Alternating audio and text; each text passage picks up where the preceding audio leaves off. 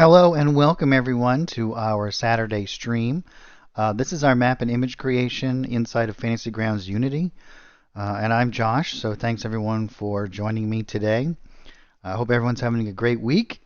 And we have recently released the new completed maps pack, which has 9 fully made maps in it that all also seamlessly kind of fit together as large tiles almost. I've been working on another set of that will actually connect to that as well.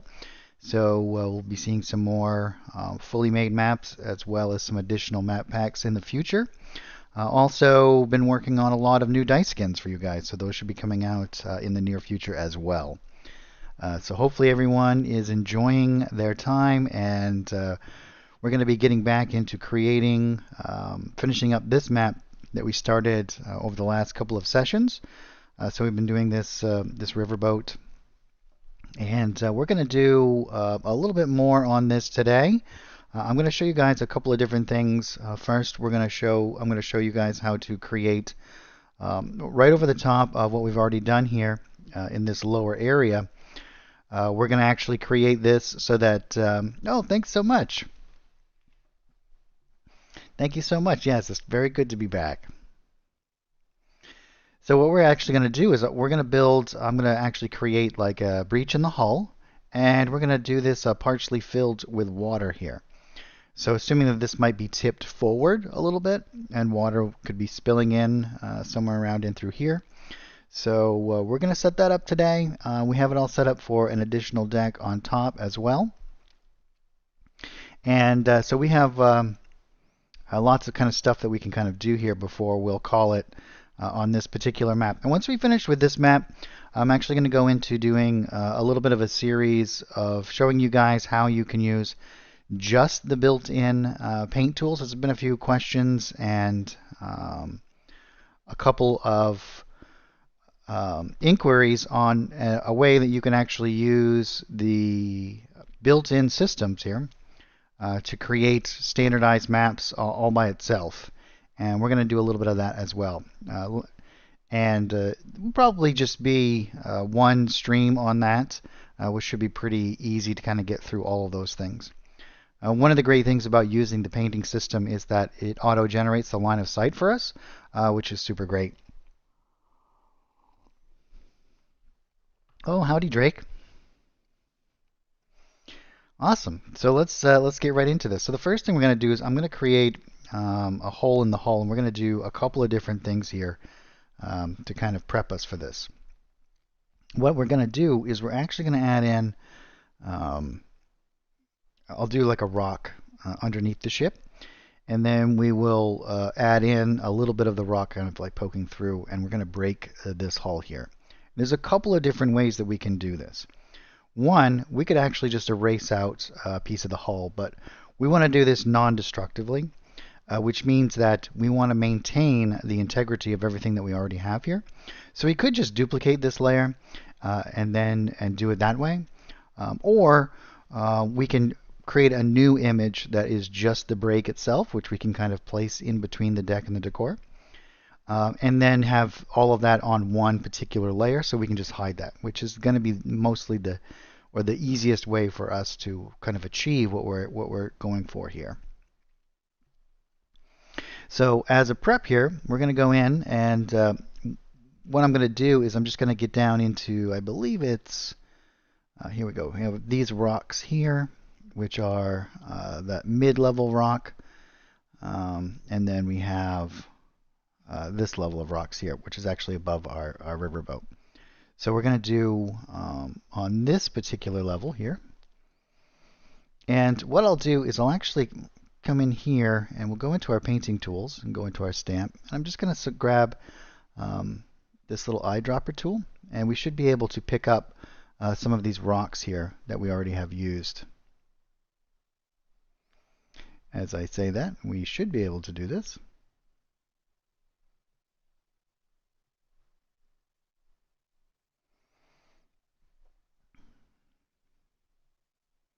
I wonder if we can do it on this layer.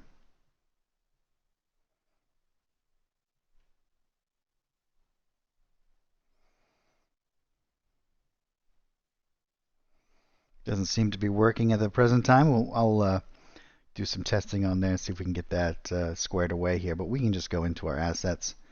And this is all from the coastal map pack.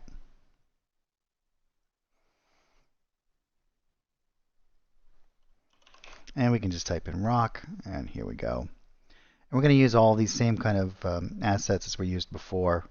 And that's going to keep a bit of consistency throughout our images here. And I'm going to go down into this area down here, and we'll just stamp in a couple of rocks here. Let's flip it.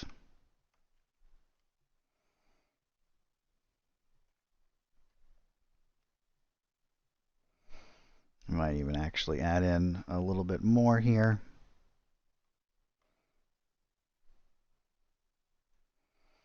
Yeah, something like this.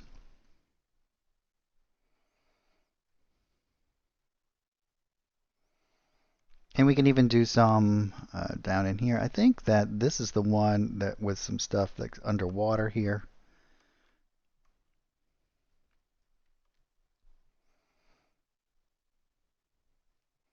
To give us a little bit of that feeling that the rocks kind of go down into the water itself. And you get this kind of like transition here. So we get some nice little interactions there. I'm going to go into the effects layer here.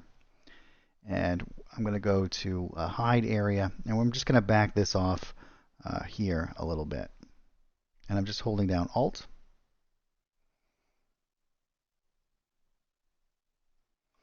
We want this kind of feeling, and we'll add in some splashy kind of amounts of water disturbance around there as well to kind of help create that kind of that feeling there.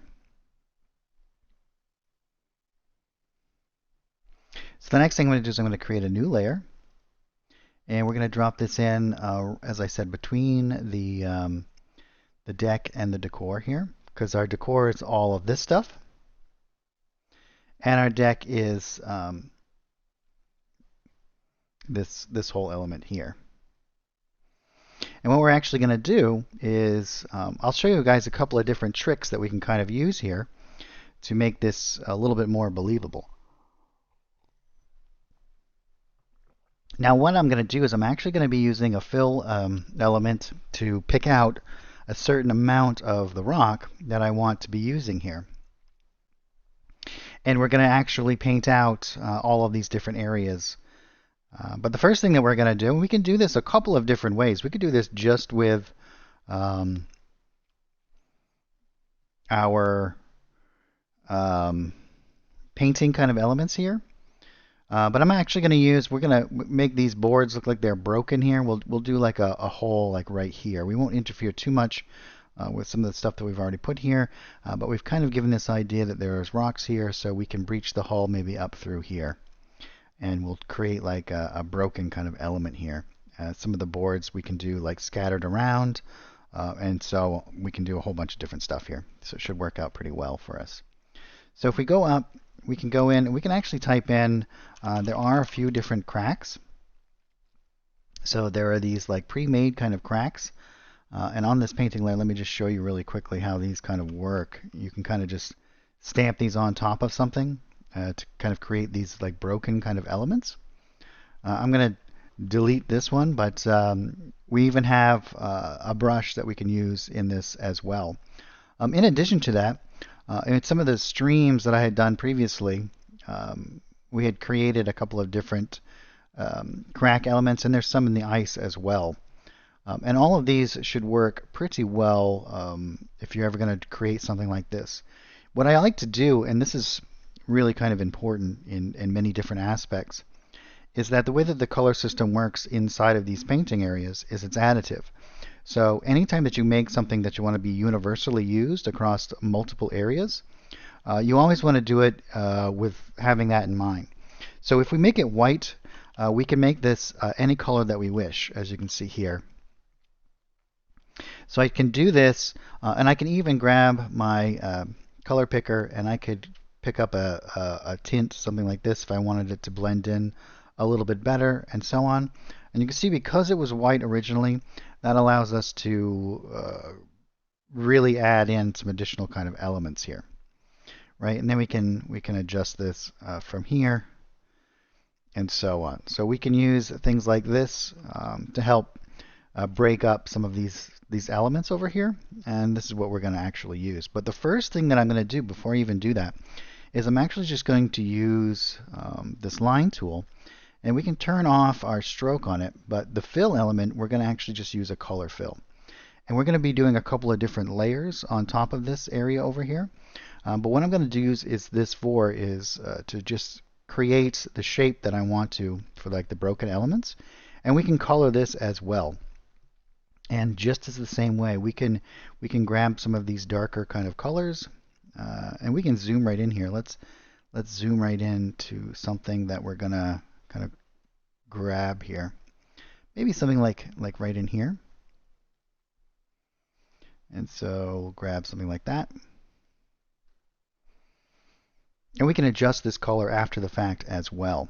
Because I'm going to be using my line and this color fill, I can start to paint out on this particular layer here the shape that I want here. And we're going to do something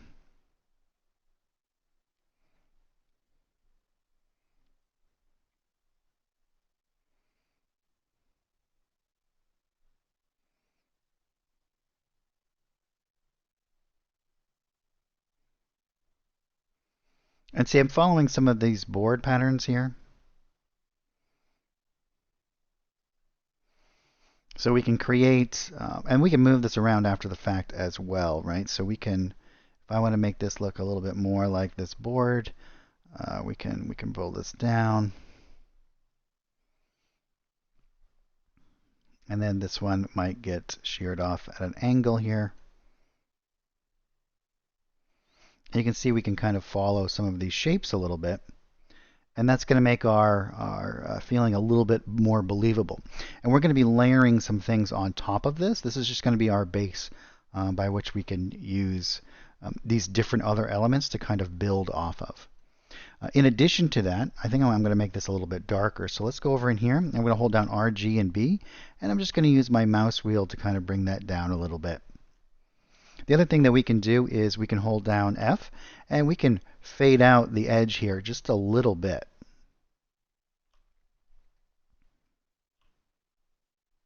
Maybe something like this. And you can see that already starts to give it that feeling. And we're going to make that a little bit darker as well. Maybe something like this. We might adjust this as we move on.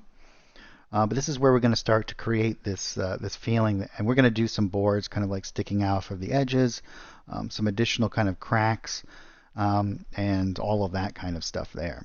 And then what we'll do is we're actually going to take one of these rocks, and we're going to do the same kind of thing with the fill element. But before we go any further, I want to just kind of fix any of these little anomalies that might be happening that kind of break our image quality here. So maybe we'll move this over. Yeah, maybe something like this should be pretty good. I think we actually are. Let's make this a bit darker. I don't want it to be black, but we do want it to be quite a bit darker, I think. And as I said, we might actually change this as we kind of progress here as well. But this is going to be just our base by which we're going to do here. The next thing that we can kind of do as we're working through this, and I want to make sure that I get everything right before I start stamping images, because those we cannot change after the fact. So we want to make sure that we have all of our colors feeling pretty correct as we move forward here, and then we can just kind of grab that color and continue. So the next thing I'm going to do is I'm going to go back into my fill over here, and I'm going to turn off this. I'm going to go to image fill, and I'm going to grab one of these rocks once again here. So let's go into the coastal map pack, and we'll go into our decorations here, and we're going to go over to rock once again. And so one of these large rocks, we're just going to grab something that looks like it could be kind of has a poking up element there. Now you can always do this with all of the different elements. And I'm actually going to grab the circle, and the reason why I'm going to grab the circle is going to create a lot of different elements for me here. And I'm actually going to do it over here, and then I'm going to move it over so I don't interact with this. I want to get it to be feeling pretty correct before I kind of get it over there. And I'm just going to drag out, and I'll show you as I drag out a circle here. Make sure our stroke is off, and yeah. And we want to make sure, and see what I can do is I can drag out part of this image here, and we can go into this and we can move this around, get this kind of where we want it to be. And from here, what I can actually do, let's delete that one. As you can see, is I can move these wherever I wish. I can move these in and create whatever kind of shape that I want.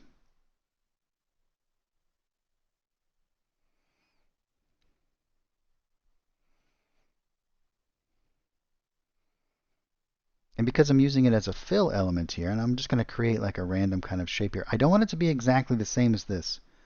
What I'm actually going to do is I'm going to use this as like a little bit of a shadow as well, so that we're going to have this coming up out of that element in there. And kind of see how this is going to work. Let's just make kind of an interesting shape here. Maybe something, we'll bring this in a little bit.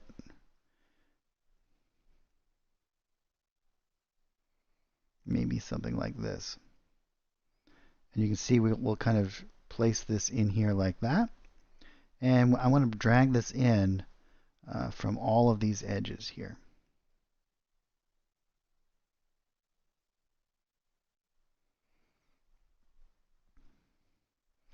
And the reason why we're doing this is, as I said, we want to make sure we get all of our colors correct. We can pull this out a little bit further and kind of adjust these back and forth. And then again, I can come back into here, and I'm going to fade this in a little bit, as you can see here.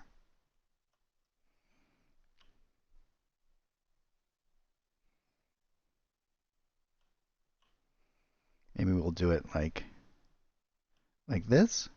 And then we can kind of go back and forth here a little bit. Let's drag this in. We don't want that much space out there. And any of these points that we don't need, we can just kind of delete.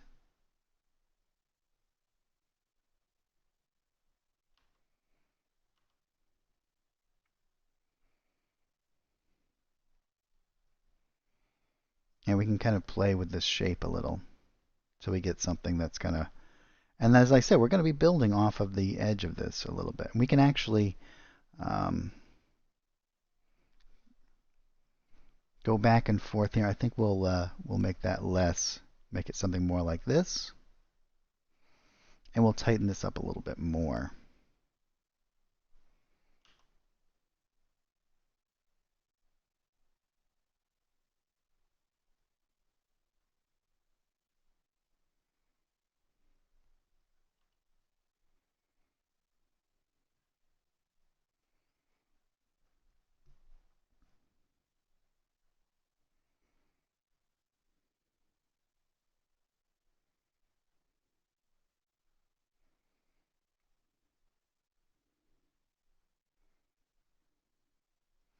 Now the trick part of this little thing that we're doing here, the way that we're going to make this kind of more believable, is we want it to kind of feel as though that there are parts of this that are above and below each other. This is going to be poking up through, but we want bits of it that kind of go over, and this is going to be primarily above this other element. It's like broken up through it, right? But we'll do like bits of debris and whatnot, all kind of laying around here. And I think what we'll do is we'll go in here. Let's make this a bit darker. So something like that. And now we can go in and I'll type in the word like crack. And we can grab some of these.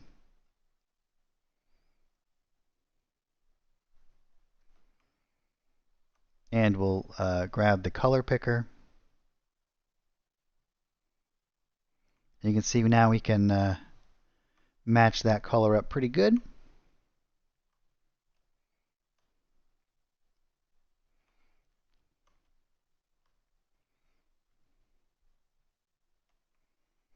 I think what we can actually do, maybe we'll use something like this.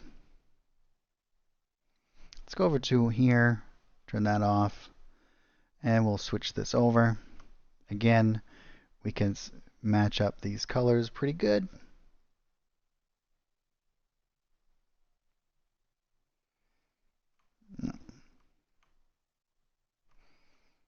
No, that's not going to actually do.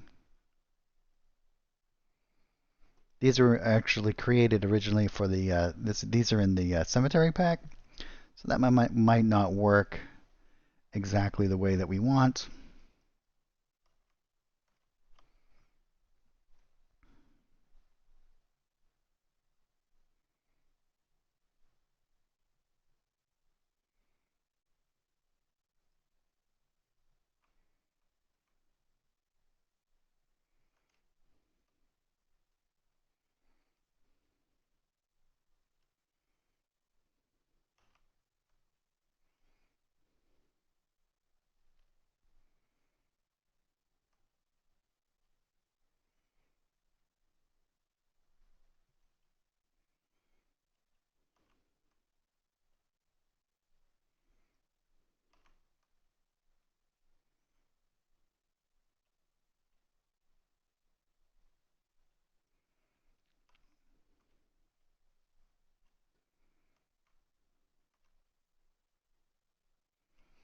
And we can kind of just put a few things like this around it, I think.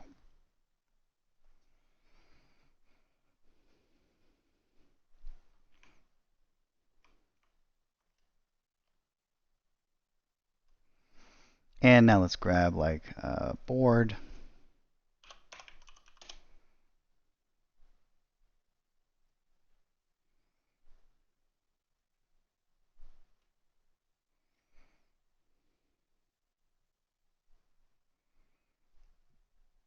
Yeah, we'll get something that is pretty close to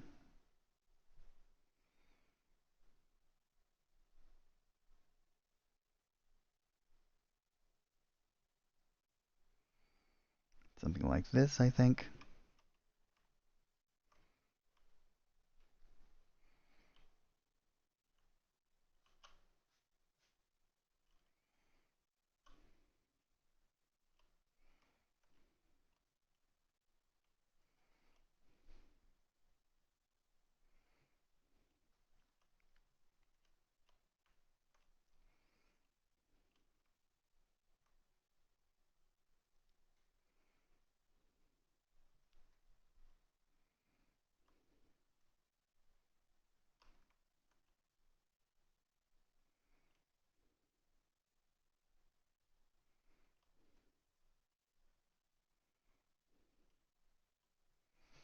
Then we'll do a little bit of finagling on the ends here to make them feel a little bit more frayed or broken out. Because we can go back to our little crack brush here.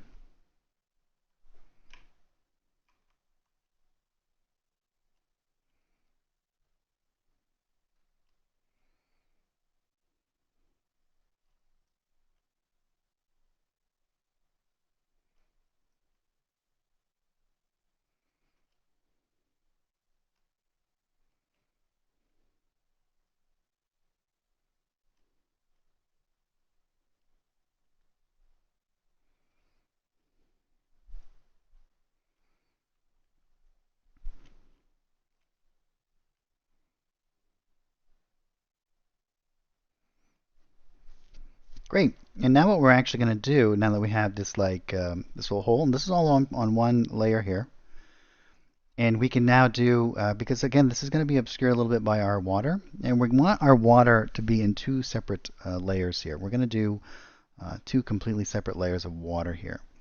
One of them is going to be our base kind of elements here, which is going to be pretty easy for us to create. We're going to do it all quite a bit like we did the water out here. We're going to use the same exact water element.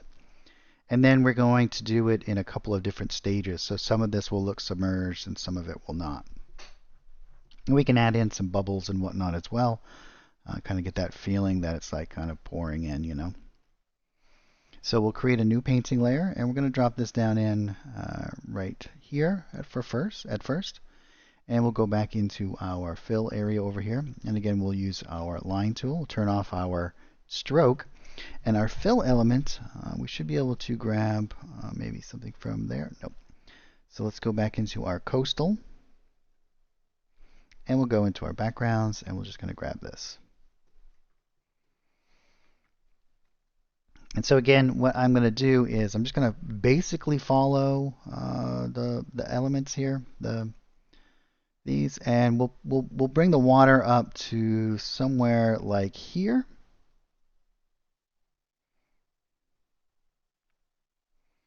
I think.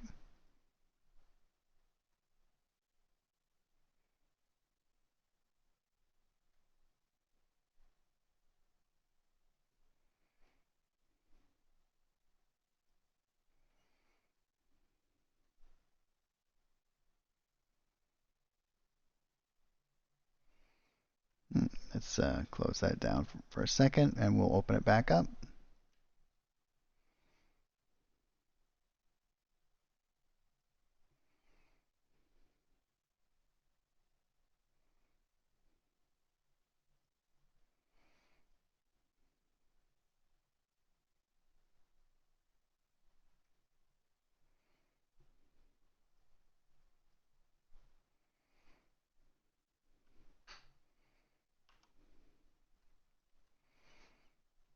All right, let's go into here. Make sure we have this all set up. Looks good, and we'll do like from here.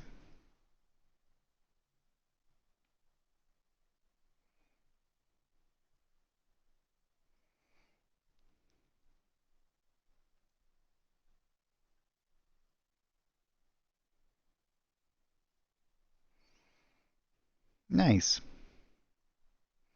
And then what we'll do is we'll go back into our area over here. We can lower down that opacity some, and we can fade that out a little bit.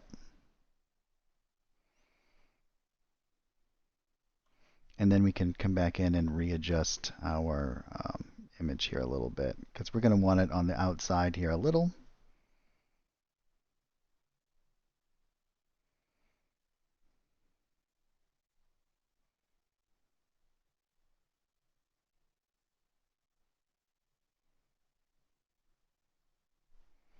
Oh, we have a question here.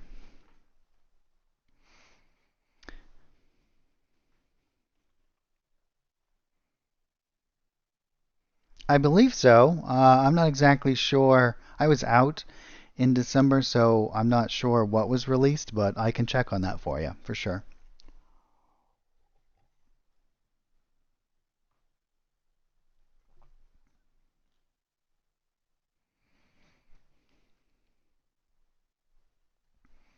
All right, so we have our first little layer here of water. Yeah, you bet, of course. And what I'm actually going to do is I'm going to just duplicate this same layer. And we're going to put this above our decor here. And what we'll do is we can actually bring this in. And I'm going to bring this back a little bit, so we get a little bit of that layered. And we're going to make this a little bit more faded here. So we're going to increase the fade on that a little bit, so you can get this little bit of a stuff along some of the edges here. And what we can actually do in here is we can come back into our rectangle mode here, and we can go to subtract, and we can subtract out some squares here.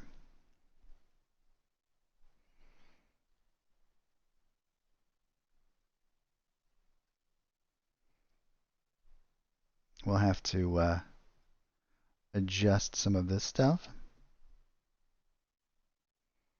Let's see. Let's make the let's fix the let's go back to here real quick before we fade it at all.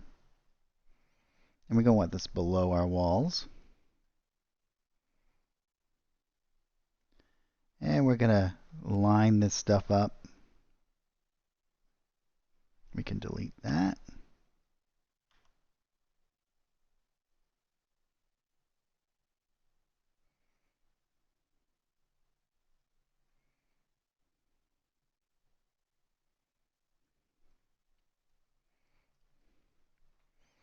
And now what we can actually do here is now we can go back in and fade this a little bit.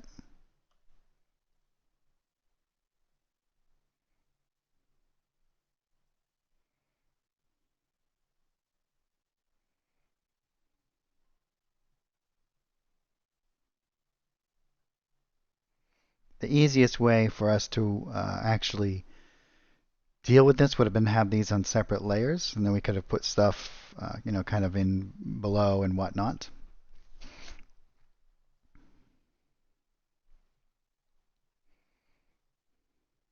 But we can erase out sections and whatnot. Like over here, we can actually do some of this as it's like poking out. I think we'll do it to like here and like here.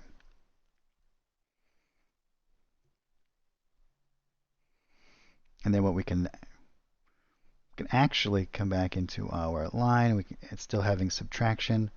We can kind of do a little bit of a waviness to remove here so it doesn't seem so like straight across.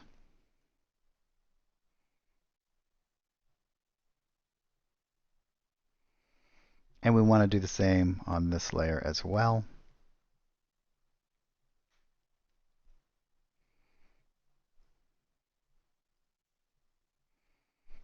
And we can, well, let's just grab like this section here.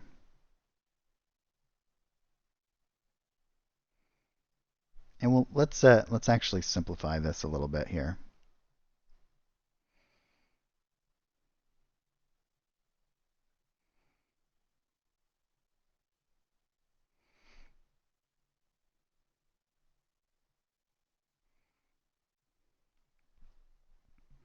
Yeah, that's looking pretty good.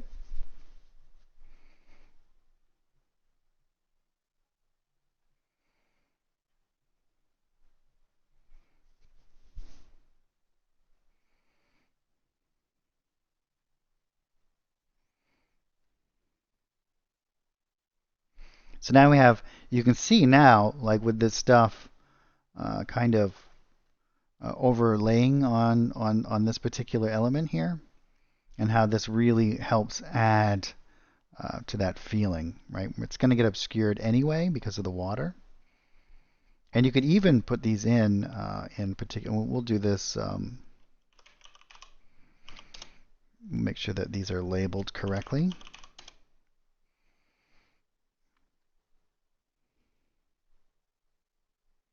So you can have it actually have increase in this water as things kind of progress here.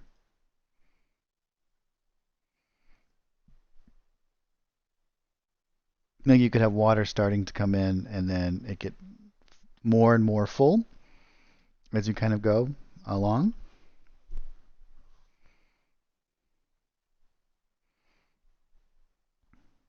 And now let's do, we'll go into a couple of different layers here. We'll go into our stamp tool here. And in our underwater pack, we have like these bubble elements. So we can grab something like this. And on this layer here, we'll do some bubbles kind of coming up. Something like that.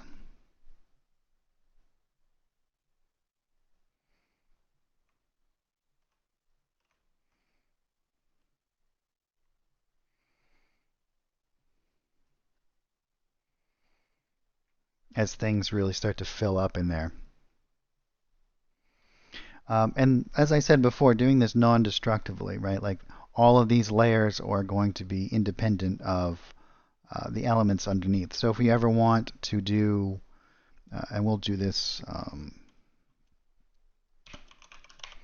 we'll call this one a breach, and we can just remove all of these elements. And so if anything were to happen, like if you wanted it that the players were actually on the ship itself. And all of this updates in real time, right? So you can actually turn these on independently as the water begins to fill in, and then you could fill it up more and more, and you can actually expand these out and so on and so forth. So there's a lot that we can kind of do there. Next thing I'm going to do is I'm going to grab a splash.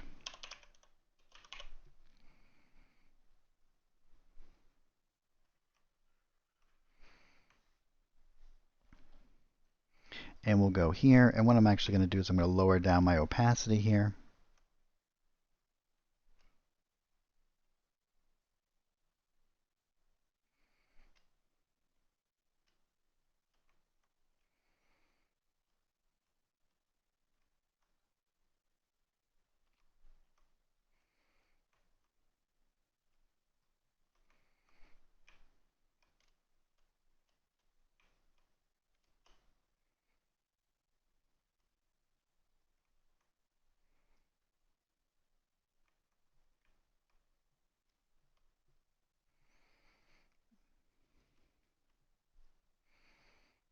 And let's make one a bit oblong here. And I'm going to do some along the edges.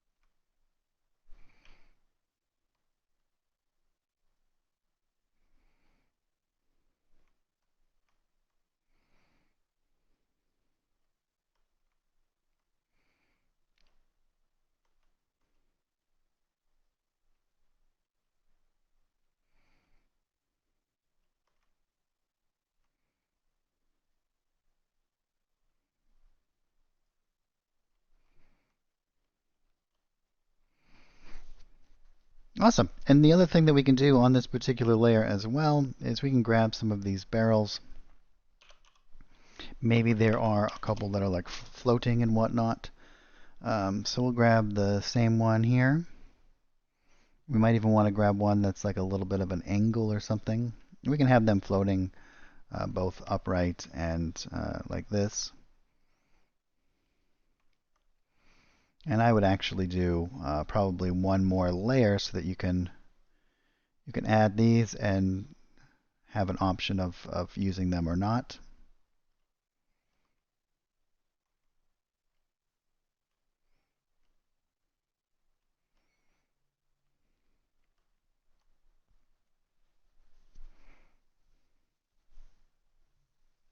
Yeah, you could. The only reason why, and so with better forethought, if we were to plan this out from the beginning, absolutely. Um, the only thing is if you want to have any sort of interaction with these other elements, you're going to need to have them both below and above certain elements. So that's going to cause a little bit of a problem with your folder scenario, but absolutely. And probably the easiest way, and this is probably a good kind of practice, is we can go back in and delete the elements that should be at a higher level, and then put those back in at a higher, so it's a little bit easier to kind of interact with. But yeah, you're absolutely correct. It would be much easier to kind of put them all into a single folder, where you can use it all as like one kind of layer there.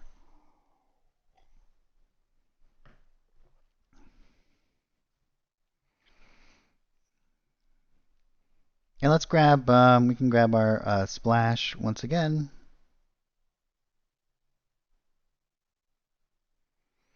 I guess it's not really, there's a,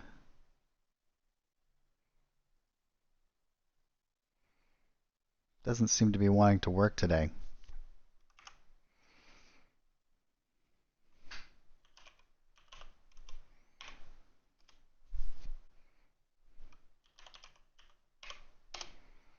And let's grab that.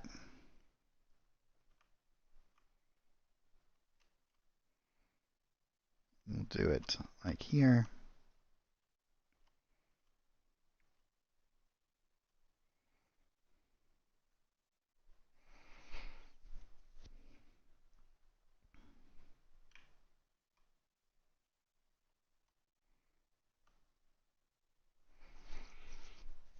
Now we have some interesting stuff kind of going on here.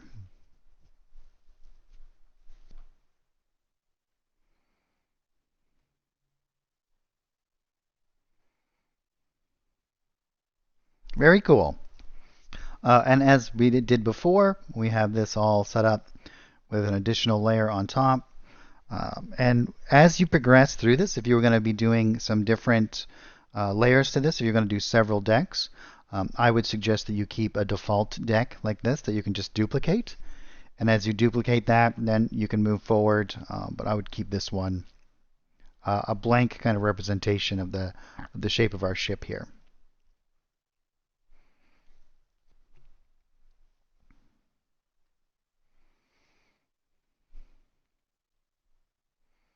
But yeah, so using these simple techniques, you can pretty much create anything that you wish inside of Fantasy Grounds. Um, and that's kind of what we're going to be getting into as we kind of complete this one.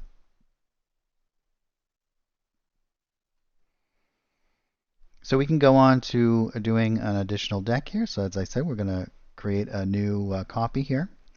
And I'm actually going to keep this one down here, and we can keep that as being like our copy. And then we can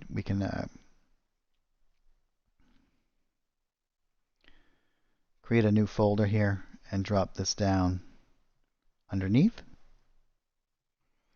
And we can grab all this stuff and drop it right in there. And we can call this below.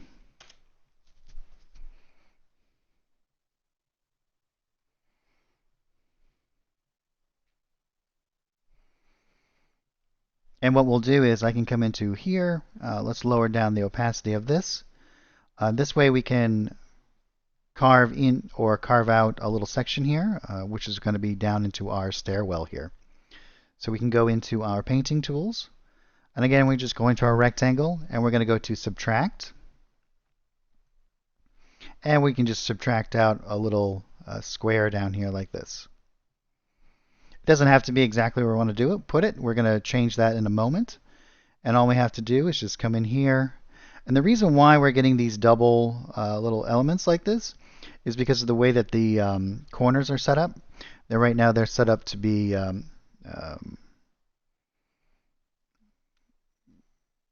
bevel, I believe.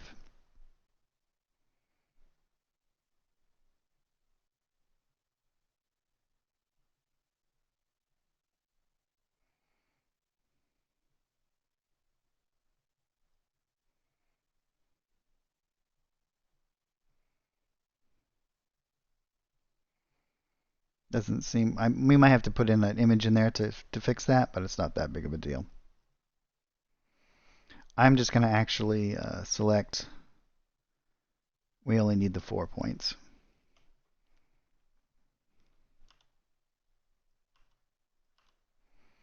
And we'll align this up appropriately, so it's going to be something like this.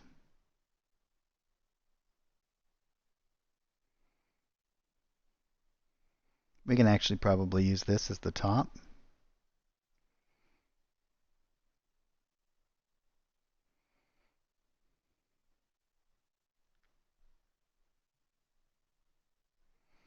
And now we can come back in here and make this opaque once again.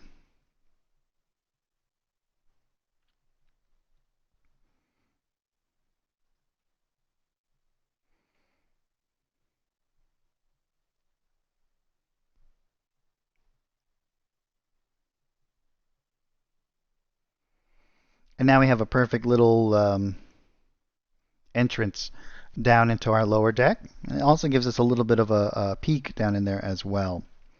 So when we hide this, you can just move right down into the lower areas.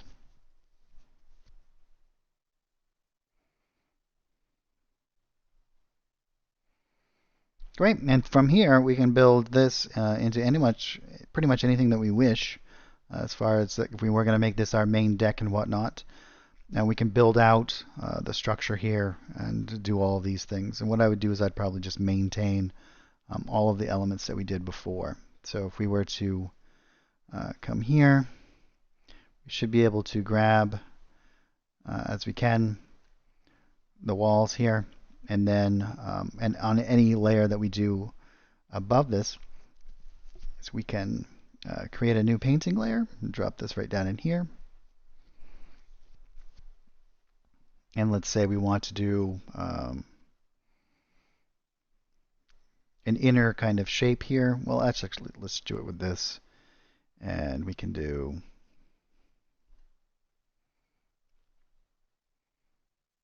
maybe we'll do this to be like an outer deck and then an inner kind of element here. So we might do something like this.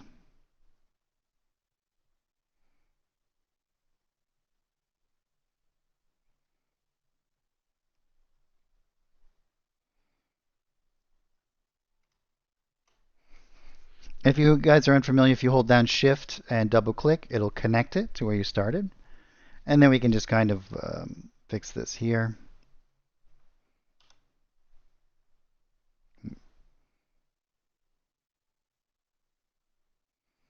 Should actually be, yeah, let's do that again.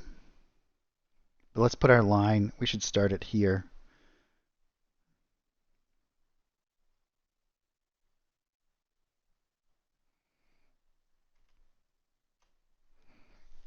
And then we can just kind of move this to wherever we wish.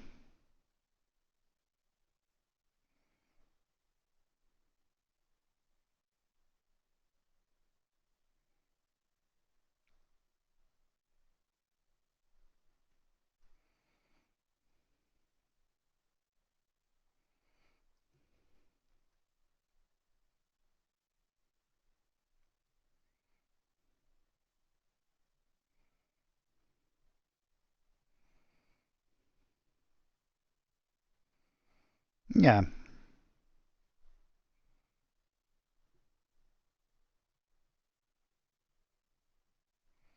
maybe something like that.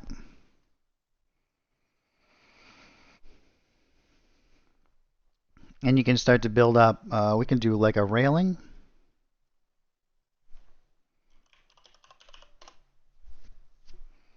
And we have lots of like railing brushes. Let's actually add in brush.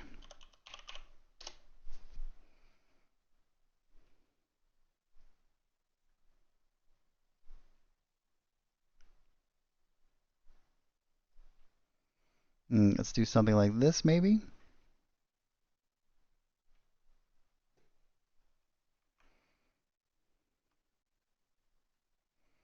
And then we could do a railing around the outside. And again, you want to make sure that you start it somewhere where you can kind of do.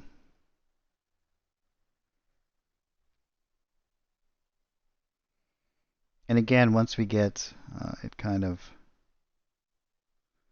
done here, we can adjust it after the fact.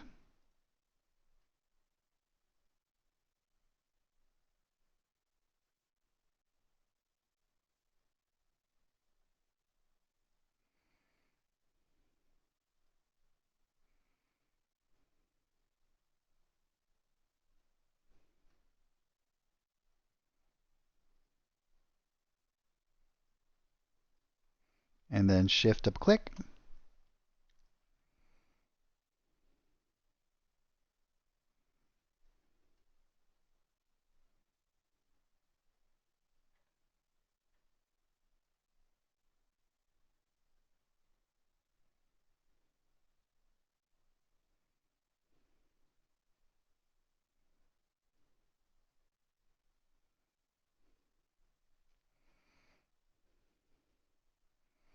Now here's a nice little nifty trick. We should probably be doing this with a mitered edge rather than beveled, but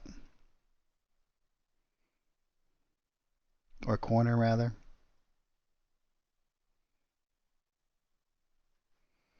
Let's come in here. We'll make some adjustments here.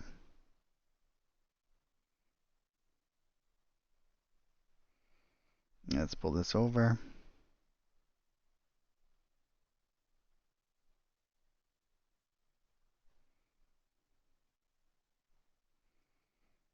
Something like that.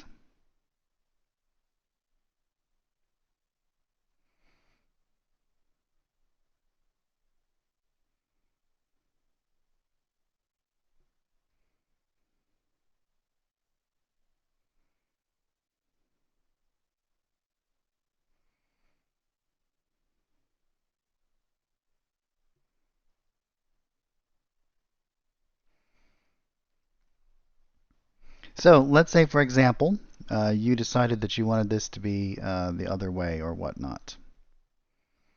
All you have to do is to come over here and you can reverse selected strokes and it will put the image going in the opposite direction.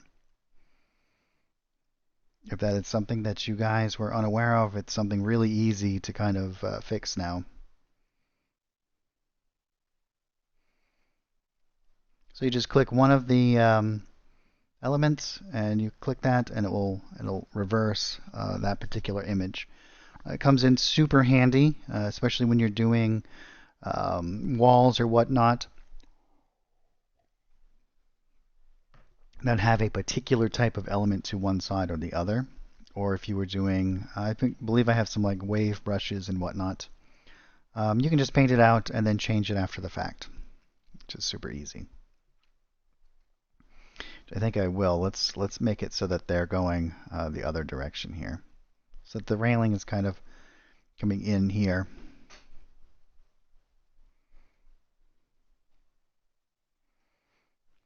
Great.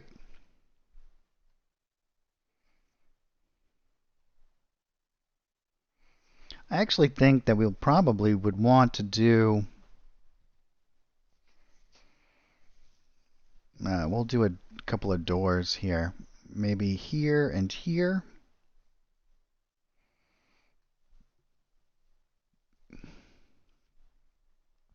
And then we can do, I would do another floor on top of it.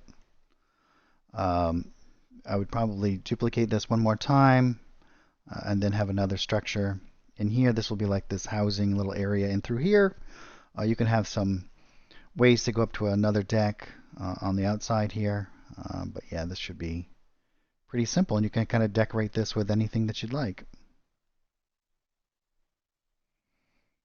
I think this should be closer over to here.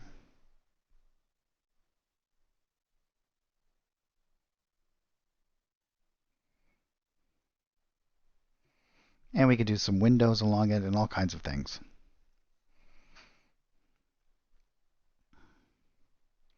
Now, do you guys have any other questions about anything that we've kind of done today? We should probably create another folder. And this one will be main. This is the main deck. And so you can just kind of hide that and go down into the lower elements here.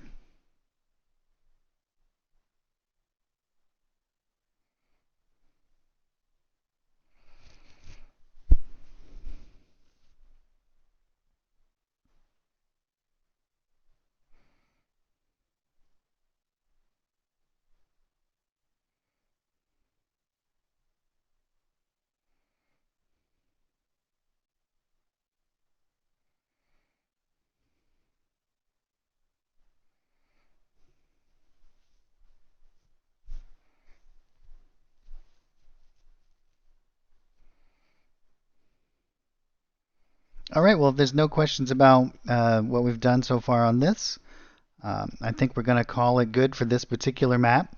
The rest of it is pretty straightforward and just like decorating it and doing all the different elements. There's one probably other thing that we should probably do before we call it on this. Let's do. Oh yes, there's lots of carpet. Yep, I think there's a ton in the modern houses and whatnot. So both carpet and rug, and we have some like some fill elements as well. And if you want just patterns, there's a bunch of patterns in, and then there's these pre-made kind of like carpets like this. But these are just like these carpet kind of textures. Yeah, no problem. Easiest thing to do is go up to the base area and you can type in rug, for example, and you'll get a whole bunch of different like throw rugs and whatnot. And then if you type in carpet, you'll get a whole bunch of these ones. In addition to that, in the castle map pack, let's go there.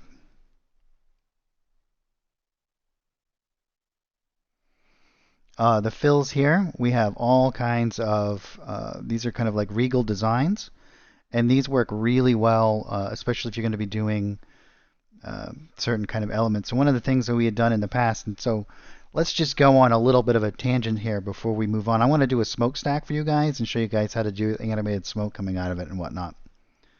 But here we have this like a roof, but we have these like patterns, and you can see that these would make really good like rug patterns and whatnot. These are good for like tiles and all kinds of things, but you can use these as like overlays as well. So combining several different elements together, you can come up with some really neat kind of designs. So if you go into, let's say for example, let's just type in carpet, and we'll grab maybe something like this, right? And so let's just stamp this, and I'm going to make a new painting layer just so that we can kind of go in and so you can see this has a little bit of a design on it.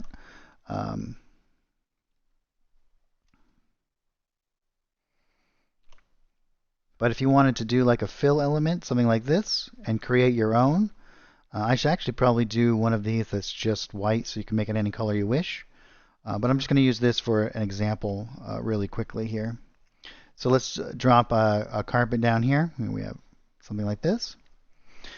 And then if we type in regal, we're going to get some of these regal kind of patterns, and we go into our turn our stroke off, and let's grab something like this. And I'm just going to, as you can see, that this is a little bit wonky here because I didn't want to have a fade, but I didn't readjust it. So let's get rid of the. Well, we can have a little bit of a fade here because we can just kind of fade it out on their edges here. But what we want to do is we want to line this up appropriately, something like this. And we can move it to wherever, we can make it whatever size we want it to be here. And we can use our alpha here a little bit.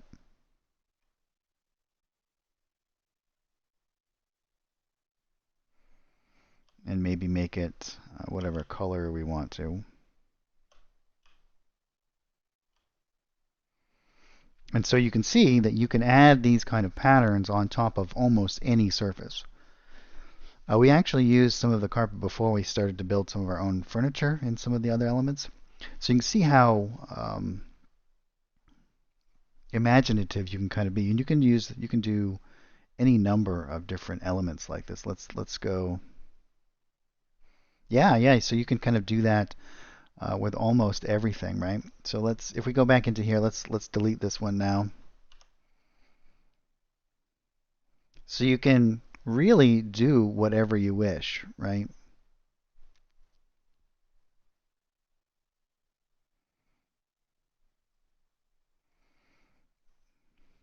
And again, we'll just lower down the opacity of that. Maybe fade in the edges a little. And now you've made completely your own little element. And you can do the same with some of the other fill elements as well. So let's go back to carpet. And you could do this with tile.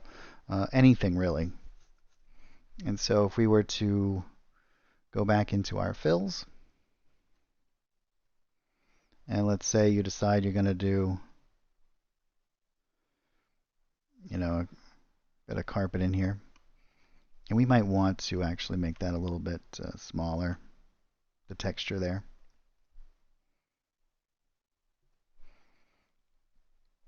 And then we can come into the same kind of thing again. Let's go to our patterns here.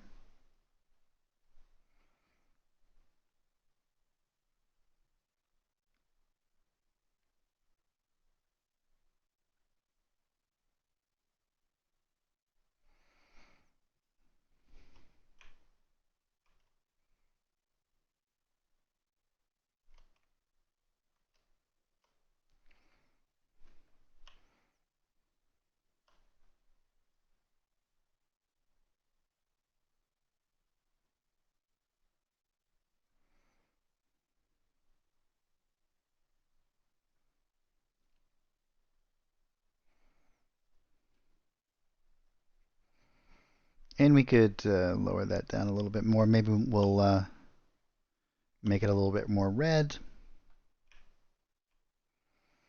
And boom, you have your own custom carpet.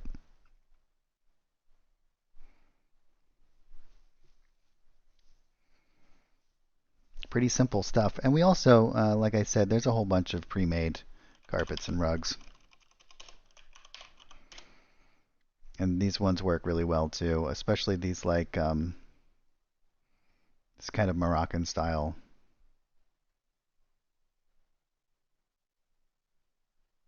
Just kind of just throw these down anywhere. Yeah. So let's there's some nice little carpet things that you guys can do. All right. So the next thing we're going to do is I want to do. I don't think that we have any smokestacks. Just have smoke. Yeah, I think, you know what? I think mine does too. But if we go into the industrial art packs, I believe that there are some things in there that we can use from like the pipes and whatnot.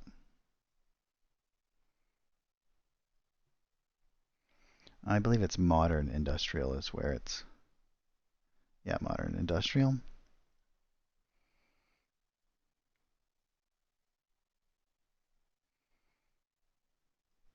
Maybe we can use something like that.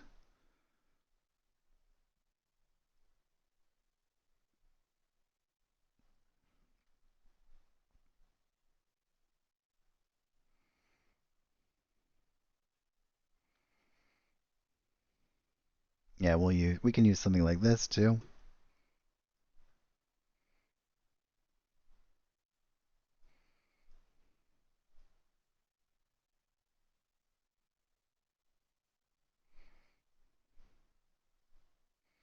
Why don't we use something like this?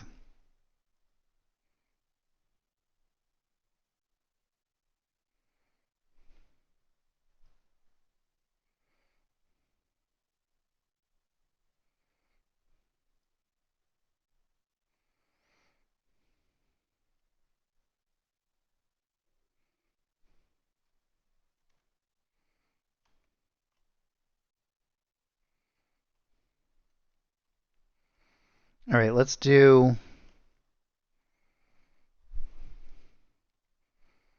So we'll just add in this new painting layer here. And we can put this on top here. I just want to go over some of these little techniques that we might be able to work on here real quick before we move on. We'll put this smokestack like, well, let's do two of them actually. Let's do one there and one here. And I'm going to just really easily, I can come in here and there's a whole bunch of different ways you can kind of do this. But I'm just going to do a circle. We'll go to our color fill. Let's just make it black with a little circle here. You can hold down Shift and Alt Or you can just hold down Alt and it will kind of draw it out from the center here.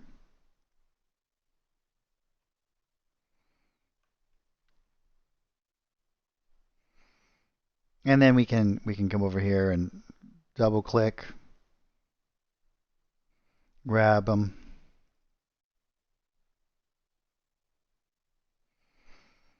go in here. We'll add a little bit of a fade to it. Now we have our like hollow little elements here. Maybe we'll just fade it just a little bit more. Make it seem a little bit more round. All right, now we're going to create an effects layer.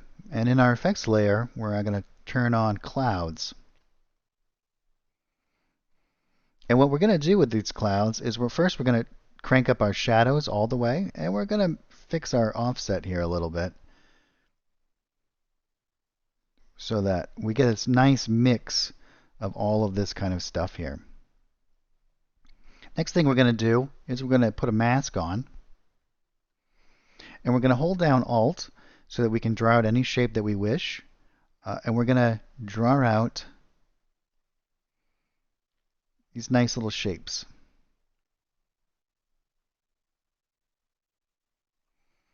And then we're going to blur the edges of that. And we're going to slow down our clouds here, maybe to something like 65. You can see we're going to get this nice kind of rolling element that kind of comes out. And what we're going to do is we're going to duplicate that to make that seem a little bit stronger. And we're going to change this speed now to something like 52. Because we don't want these, and we're going to change like some of these different parameters here. So let's bring down our clouds a little bit. No, we want this to be 52. And we want on this one our speed to be like 65. And we're going to lower down our clouds a little bit so you get more of the dark.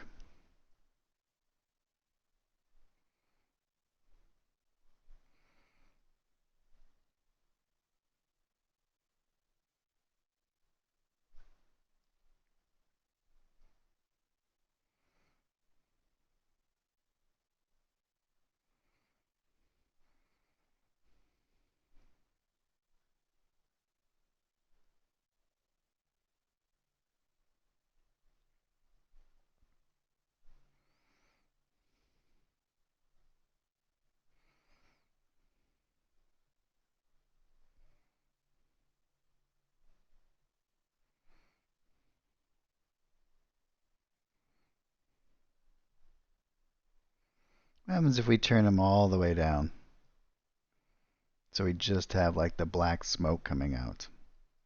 Then we can do different speeds here. We want this one to be like 75. And we want different offsets. I think we're going to want some of this kind of coming through. But we would want it to be probably the one on the bottom.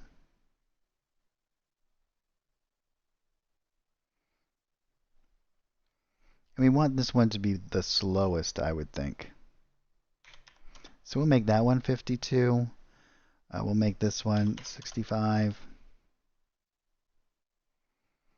And then, yeah.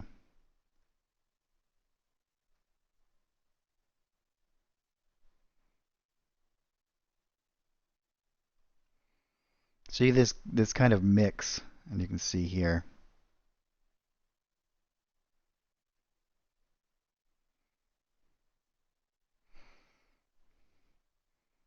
And the cool thing about doing, and you can do as many of these as you want to, right? Like you can continue on. The trick is you want to do different speeds so that you get this constant kind of flow.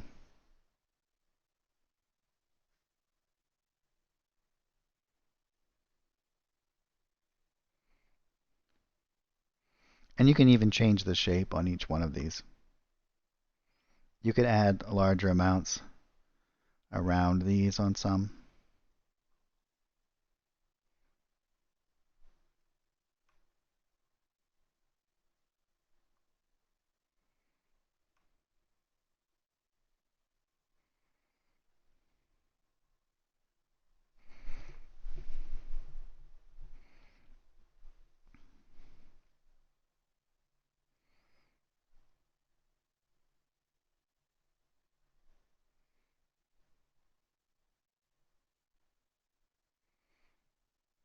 And playing around with these different elements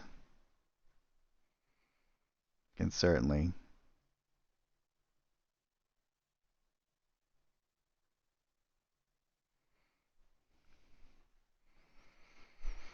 Yeah, lots of fun stuff that you guys can kind of interact with there.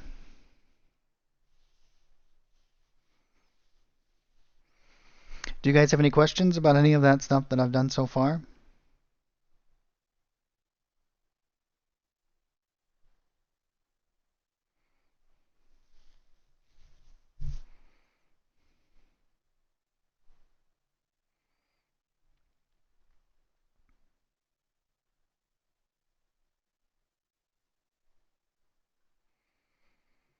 All right. So now what we're going to do, we're going to move away from this map, and I'll finish this off stream before it goes up onto the forge.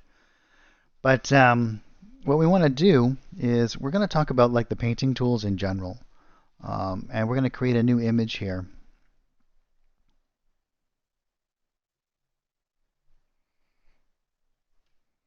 And we're talking about the none of we're not going to use any images. We're going to be using this, especially with a lot of the resurgence of that kind of old school role-playing games and the way that the maps were created and all of that. Everything that we have inside of here innately, you can design all of those types of maps and create any sort of image that you wish. Dating all the way to from like the those old TSR like blue and white maps all the way up through. And one of the great things that we can kind of do, especially inside of the painting system here, using all of our new shapes and the way that they kind of interact together, we can create anything that we wish, especially, and this includes all of the different symbols, all of the different elements. You can kind of just do whatever you'd like as far as all of that stuff goes. Now what we're going to do here is we're going to just do like a quick demonstration of all of that kind of stuff. I'm going to show you how using these tools, and you can generate these kind of maps very, very quickly. You can always do a map like this, especially for like a GM version, and then duplicate it and paint over it with images later to create battle maps. And then you could use this as a battle map too. It's completely up to you, but the innate tools that are here are perfect for this kind of stuff.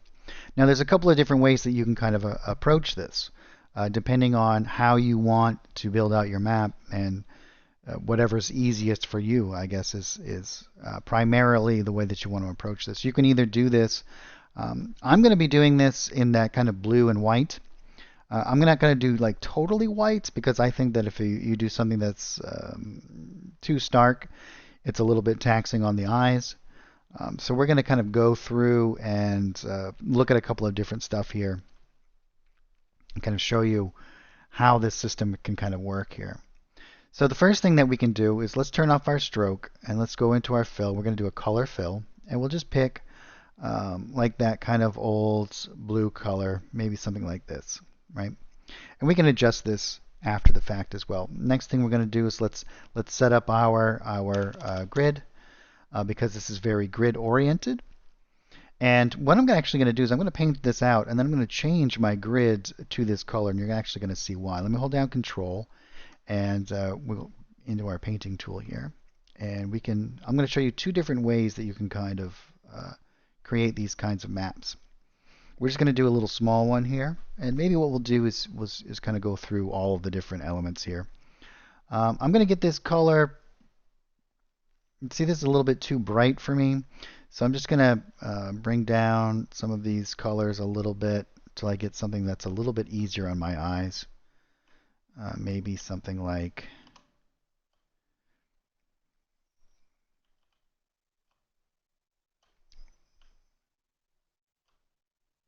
let's see here. Yeah, maybe something like this.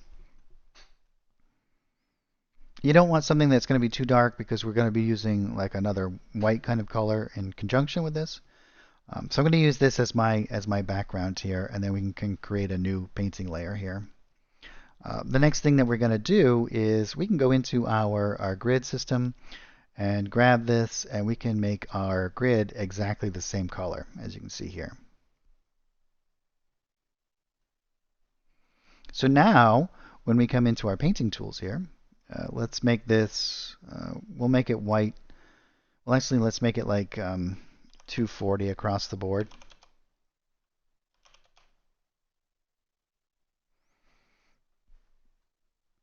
Which is almost white. And then what we can do is let's go into our rectangle. We make sure we have our stroke off. And then, oh, see, we want to make sure that we have miter turned on. And we're just going to be using our fill here. Now we could do this in a couple of different ways. We could do this with the stroke on and use this kind of color to kind of build it out, and then do it that way. But I think that this might work a little bit easier for us. Well, we might want to do it with the stroke on.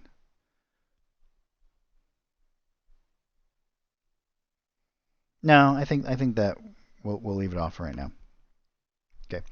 Again, holding down Control, we're going to snap to the grid, so I can pull out. Let's do a room, something like this. Now I'm going to switch over to my Add element. And I can come back in because this is all on a particular layer here. Let me just grab these and let's snap that right to the grid holding down Control. So I've created this little room, and you can see my grids are all going to be set up just like this. Now switch back over here. We're in our Add element. So I'm going to grab this. We'll build out a hallway. And maybe I'm going to do another hallway coming down this way. We'll do a small little section that comes off here, and then we'll build out a room here. Let's do another room here.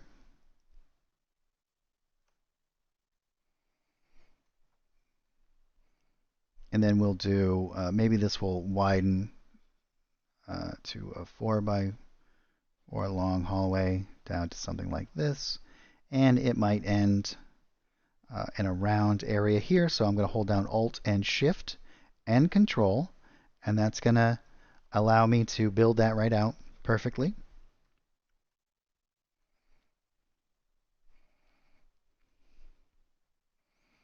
Now let's go back to here, and we will again hold down Control, and we can build some corridors coming off the sides.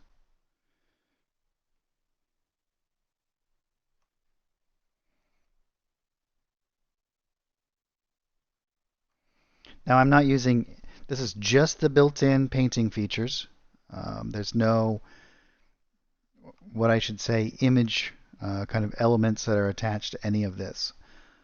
So you can see how easy it is. You can start to build out all of these in a very classic kind of way.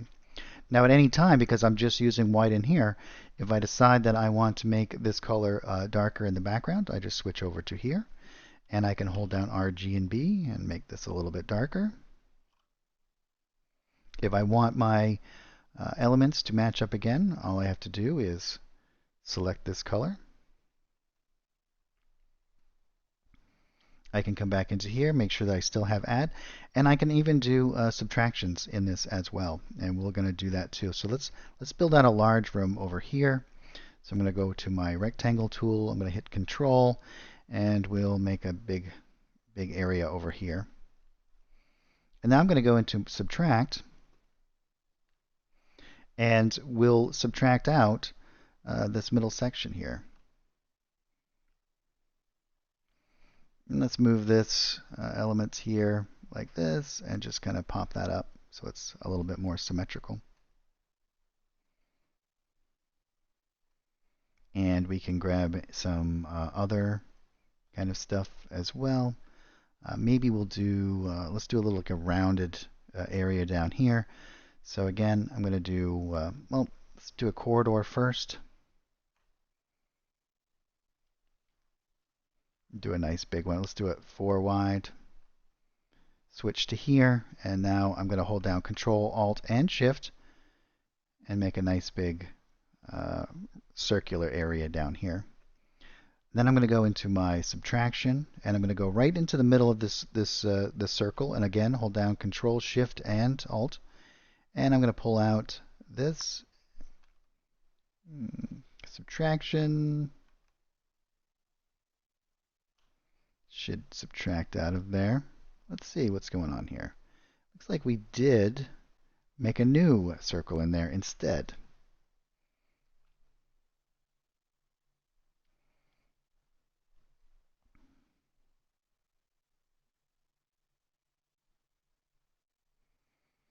Maybe we need to do, let's do another addition. Sometimes it gets a little bit wonky on certain things, and we can work around that because we could just do,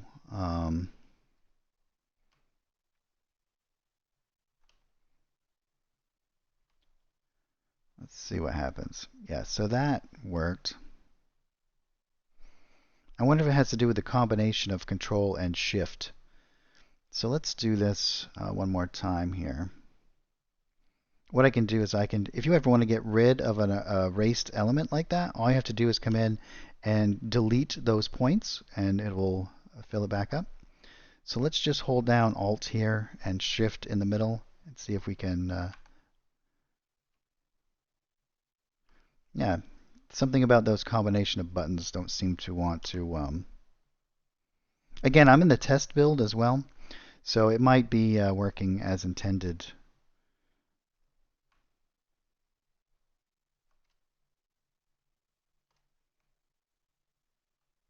The circle doesn't seem to be erasing properly. I'll have to make a bug report on that.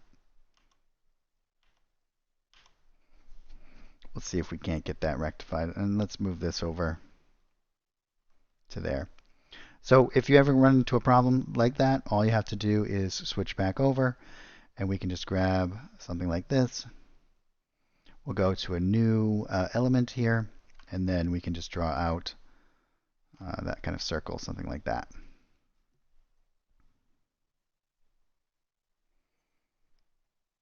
Oh yeah, it's kind of fun to just kind of come in and make these little areas and whatnot and do stuff. And then we want to make sure that we switch back over to here. We'll go back to our add, and now we can, let's say for example, if we wanted to do something that goes straight through the middle here. Oh, that's interesting.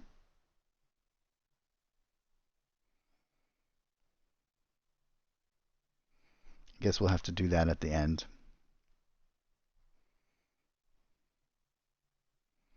Because that pushed it to the back. And here, this is where things can be super fun too. So what we can do is, let's say we move this here. We want to make this exactly one wide. All we have to do is grab these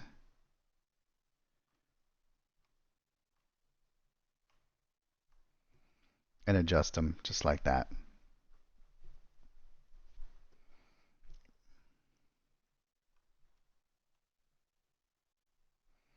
And let's put our little circle back there.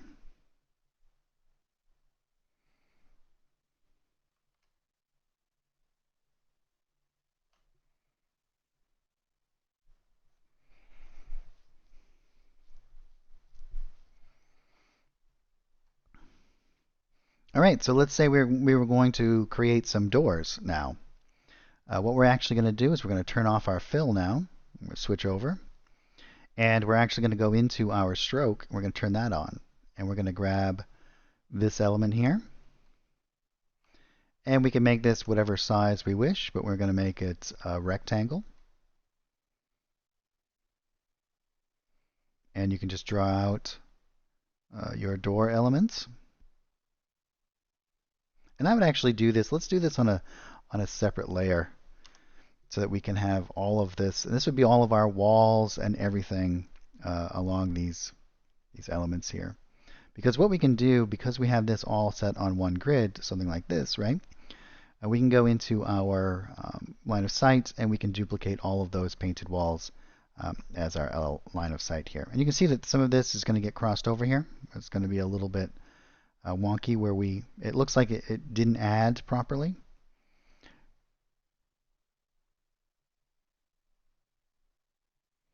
But we can just delete that, and we want to delete that. Yeah. Hold down Control, and you can fix this stuff pretty simply. This is because I probably didn't add to it. I probably created a new element. So you just want to make sure that you always do it appropriately.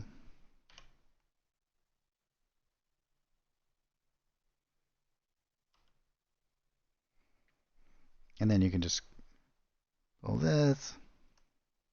Oh, it looks like let's bring that back then.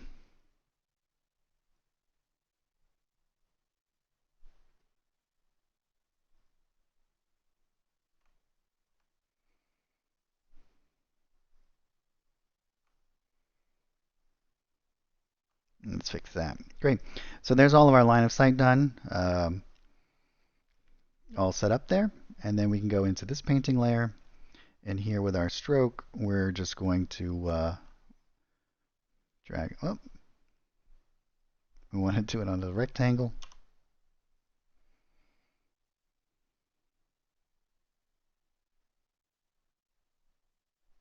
And then if we want a magnetic snap, we can just do this.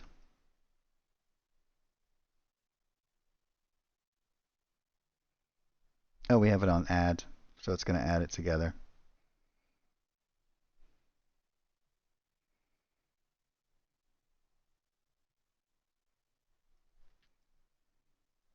We want it to be on new to create double doors here.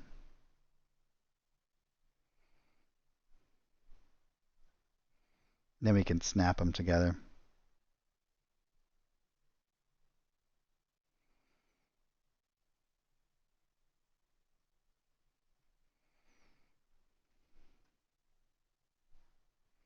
And if we want to do rounded elements like this, you can as well. So let's say we want to do one large door. Or let's go to this guy.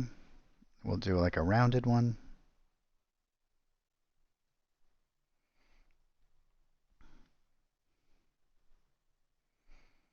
Or if we want to do, maybe we'll do like a series of columns here. So we can do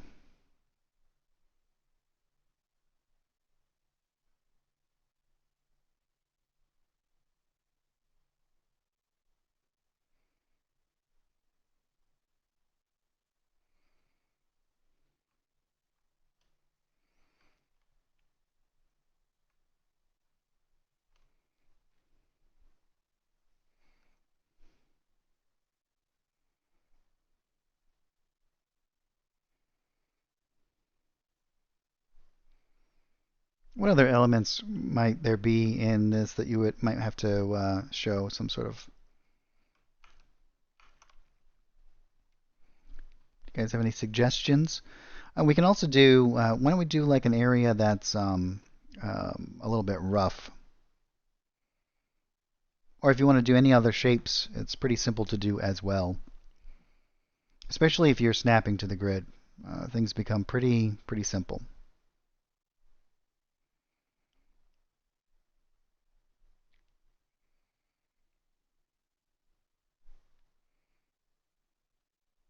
If you wanted to do stairs, for example, um, yep, stairs, traps. How are traps usually in the old ones? Wasn't it just like a T, like a box or something?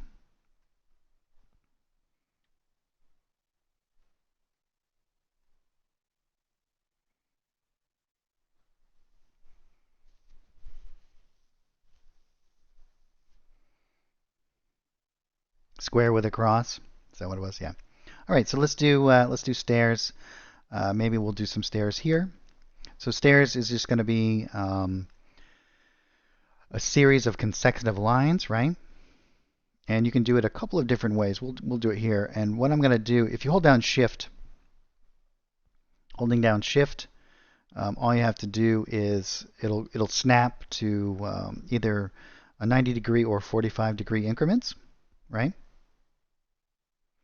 So all you have to do is do something like this.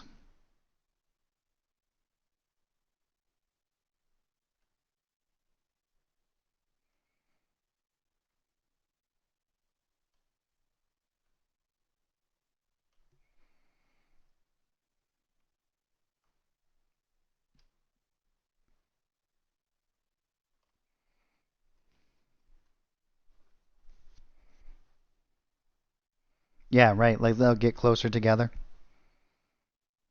Yep. So you can do that really easily, and you can do it a couple of different ways, right? Like if you're gonna do like a large amount of these, what I would suggest is that you would just create an image, and then you could do it as a brush, which we might be able to do that on the stream at some point.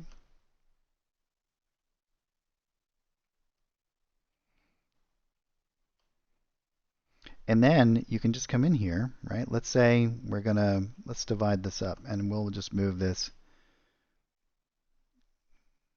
I'll move this one here.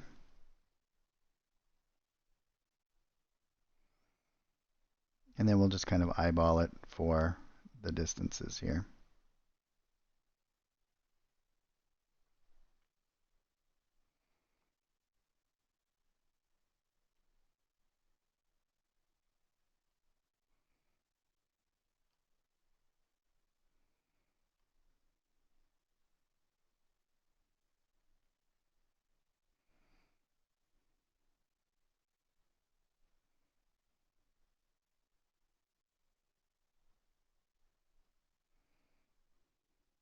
We want to do these closer together, huh?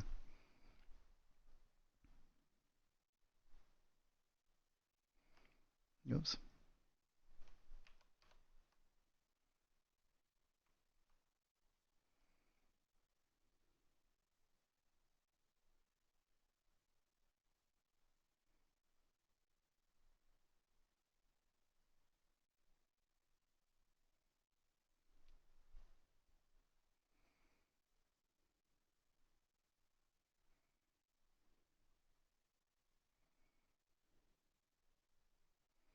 While I'm doing this, I think that the easiest way to do it would be to adjust the, here, now that I've just thought of this, let's go into our squares here. Let's bring this down to something like 10 so that we can snap to these.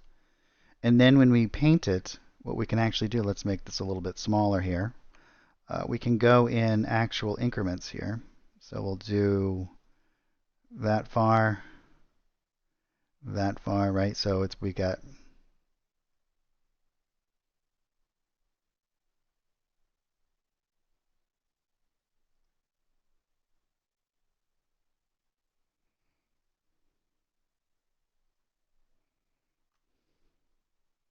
so you could do something like that.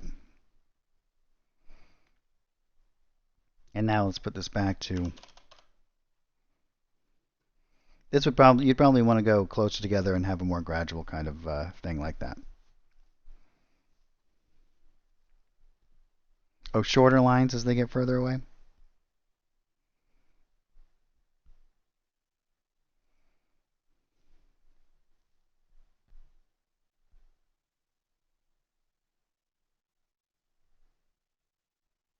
Oh, I see what you're saying. Yeah. Oh, yeah. Yeah, that's pretty easy to do. You can certainly do that. I would do that exactly the same way. So if you were to do a series of lines like that, you could again change this to something like 10, and you can just kind of snap these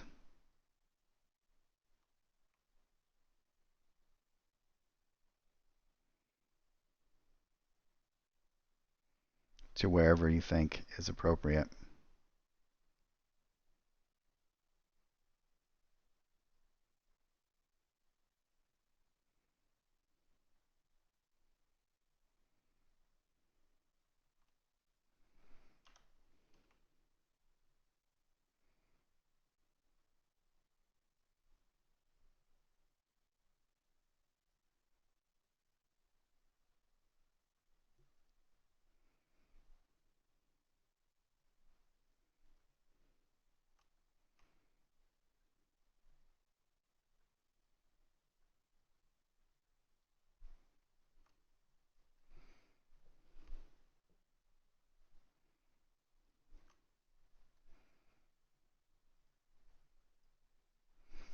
So all of this stuff is based off of the grid system. So the more you want to have some sort of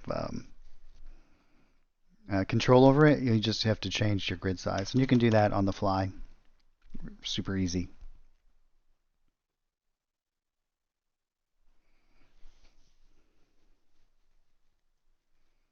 And if you wanted to do like something, if it was a trap, right, we could do the rectangle, and you can just hold down Control, and you can snap to these elements. And you can also make this any size you wish. And then you do the same thing with your line element, and you just snap.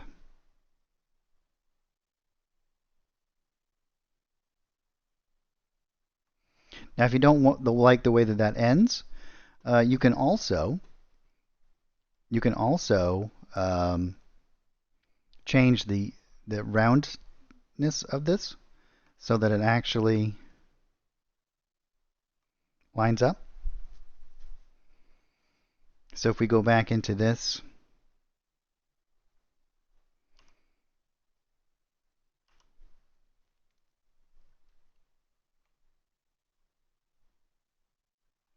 see it's going to add a little thing there. So if we make it the same size as the line that we had before, you're going to get a nice little element like that.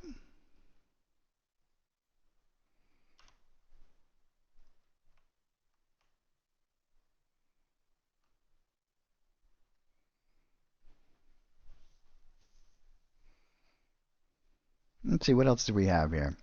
Oh yeah, trapdoors, secret doors.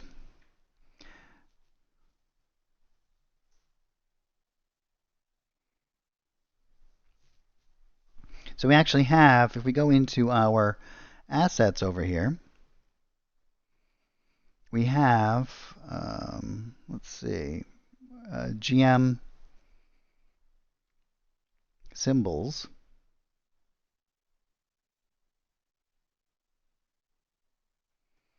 And we have a whole bunch of different elements like this in addition, arrows and whatnot, things that would be a little bit more difficult to make in this. You could certainly make any of these symbols that you wanted to. But here we have a whole bunch of base letters, so we can, and these are all done with that kind of in mind. There's a few different styles here, depending on what you want to do. But you can just grab like this basic S, and we can go into our stamp. And there's also numbers and whatnot in addition. And all we have to do is, again, we go into our tint, and we grab this color, and you can just stamp something like this.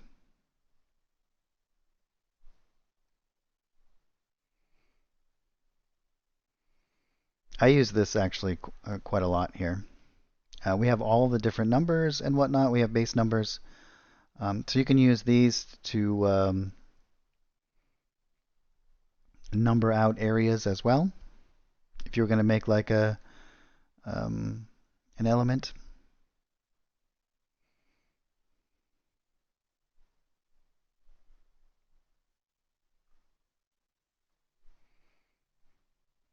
Which I believe that, and the great thing about this too is we can just come in and grab this S and move it wherever we want.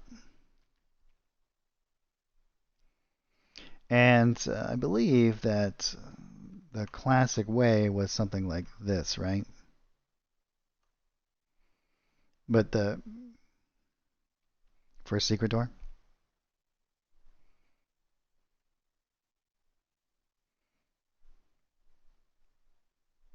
And you can have all of this stuff so it's on the GM only, so that you can do it for the GM.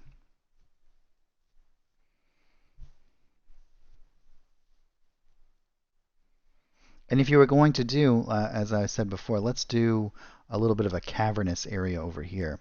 So what we're going to do is we're going to turn off our stroke, switch back over to our fill, color fill, and again, we're going to grab something like this. We're going to go onto this layer. We're going to go to add, so we're going to add to this, and we're going to use our line tool. We'll create a little cavernous area over here. So we're just going to draw out.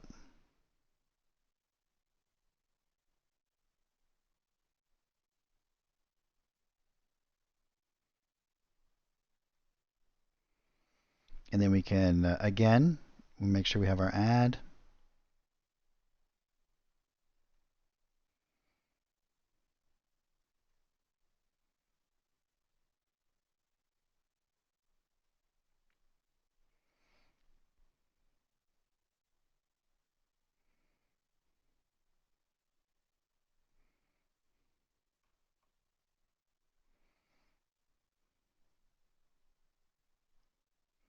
And you can see we have a little bit, see this didn't add quite properly to it, and we have a lot of extra um, elements here that we don't necessarily need.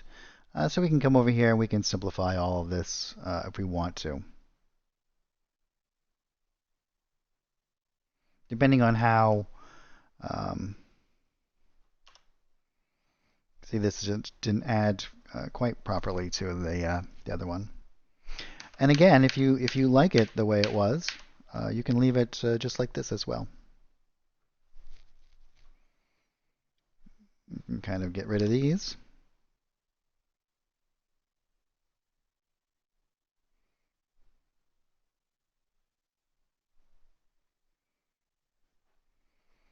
Oh, you bet. Thanks for hanging out. I'm actually going to be heading out here shortly as well. So we got about 15 minutes left for today. But we're going to dive into doing this a little bit more in depth next week and going through the whole design process and coming all the way around.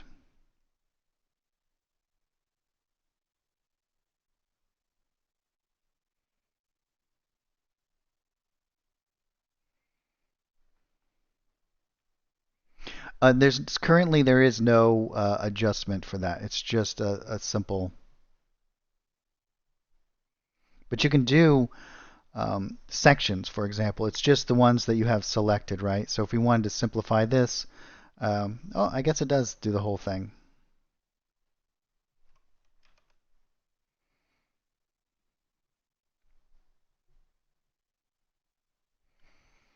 But maybe in the future, um, we'll be able to adjust that a little bit more. Yeah, all of these kind of elements um, are always up to feedback as well. So if you guys see something, or if there's something that you would like to see implemented, there is a place that you can vote on things that have already been kind of pushed out there, and you also are welcome to put anything down that you'd like. So any features that you find that you would like to see, we're more than happy to implement a lot of stuff. Doesn't necessarily mean we're a very small team, so obviously the more people that are kind of invested in that area gets more consideration. But yeah, percent. Or maybe you could just click it and it would do like 10% each time or something. So you could click it a couple of times to down to wherever you want it to be. Because you can always hit Control Z and go back.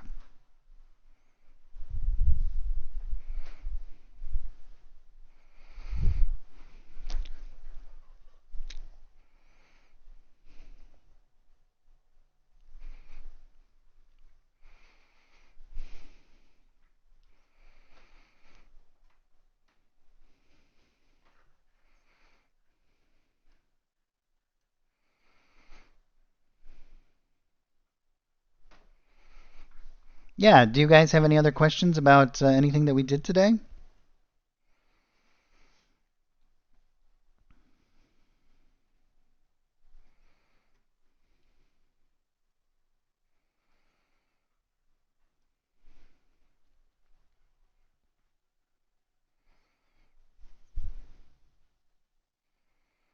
Okay, so this is the way that everything kind of works inside of Fantasy Grounds. You'll notice that every window pretty much is going to have this little question mark. If you click on that, it should take you directly to the pertinent information for that particular window.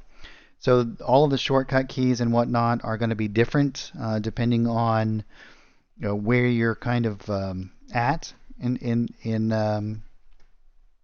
the program itself. So a lot of the shortcut keys, especially in the painting area, are going to be drastically different. So if you click this little guy right here, and it'll ask you if you want to go there, and it will open it right up. And this should have all of the pertinent information for the image related tools. And there should be included in there most of the shortcut keys. I do use a lot of shortcut keys, so if I ever do something, then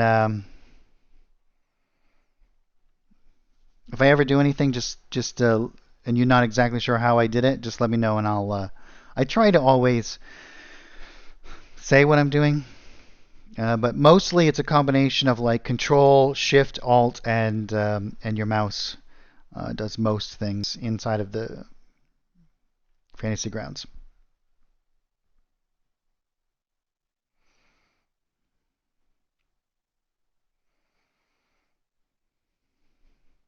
And you can do a lot of really cool stuff because some of them actually do change depending on the tab you're in as well.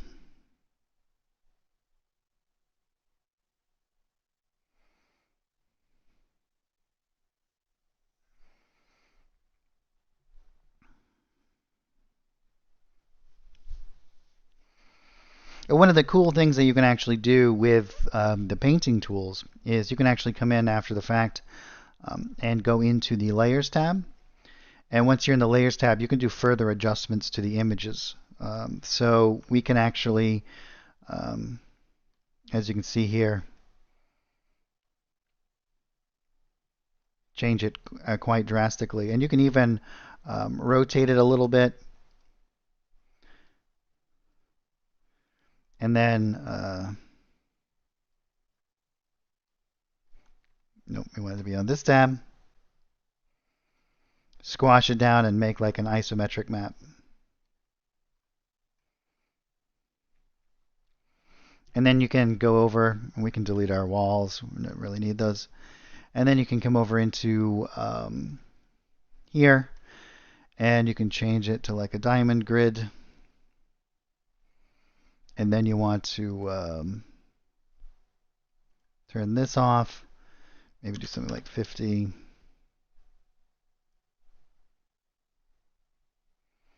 The trick will be to line it up with these things. Oh no, we want this to be 50 and this to be like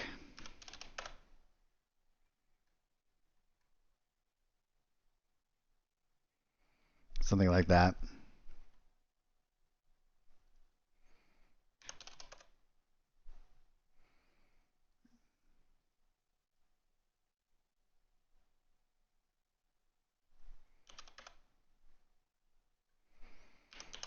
I have somewhere where this is all worked out, but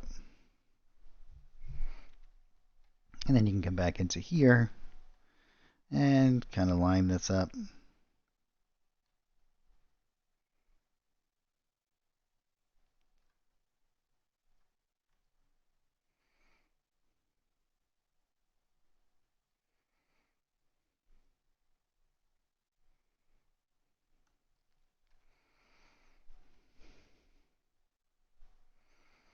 Maybe it should be the other way around, right?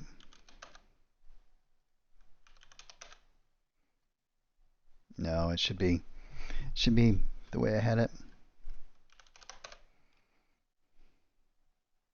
You gotta squash it.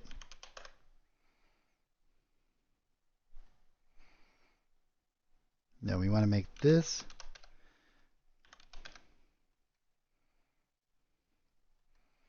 something along those lines. Did you guys get the idea?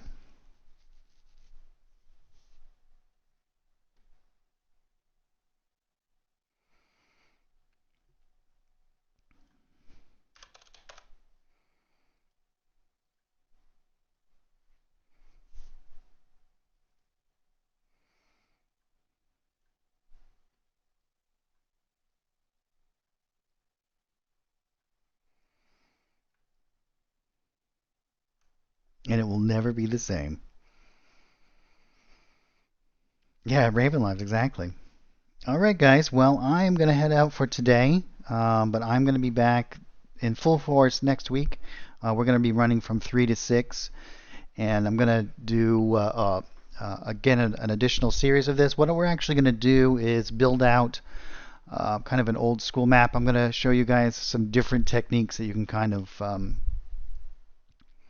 work on for creating anything that you want in those terms, right inside of Fantasy Grounds without any sort of image whatsoever. And then we're going to start building right on top of it.